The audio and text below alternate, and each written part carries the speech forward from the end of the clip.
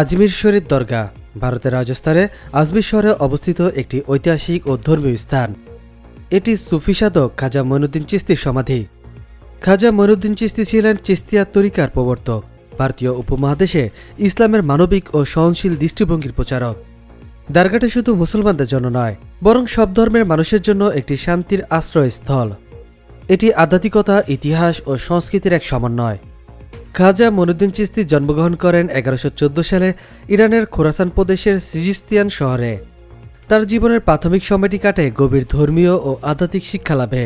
তিনি পীর ও মুর্শিদের সান্নিধ্যে এসে চিশতিয়া তরিকার আধ্যাত্মিকতার আদেশ গ্রহণ করেন। 1192 সালে ভারতবর্ষে এসে তিনি আজমিরে বসবাস শুরু করেন। এখান থেকে ইসলামের সুফি আদর্শ প্রচার করেন। খাজা মঈনুদ্দিন চিশতি 1236 সালে ইন্তিকাল করেন। তার মৃত্যুর পর তার মুরিদ ও ভক্তরা আজমিরে একটি দরগা নির্মাণ করেন।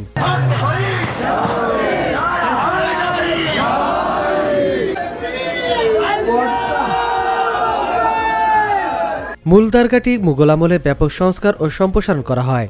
সম্রাট আকবর দরগার প্রতি বিশেষ ভক্তি পোষণ করতেন। তিনি নিয়মিত দরগাতে দান খয়রাত করতেন। মুঘল সম্রাট শাহজাহান দরগাহে মার্বেলের দরজা ও মিনার নির্মাণ করেন। আজমির শরীফের দরগা ইসলামী ও মুঘল স্থাপত্য শৈলীর মেলবন্ধন। এখানে মার্বেল, পাথর, লতাপাতা কারুকাজে সমৃদ্ধ গম্বুজ ও মসজিদ রয়েছে। দরগা চত্বরে রয়েছে একটি বড় চৌকো এবং বুলন্দ দরওয়াজা।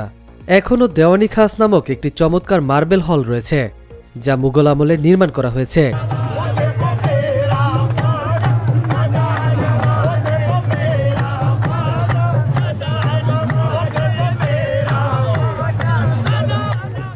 আজমির শরীফের দরগা ইসলামী আধ্যাত্মিক শিক্ষা কেন্দ্র হিসেবে পরিচিত।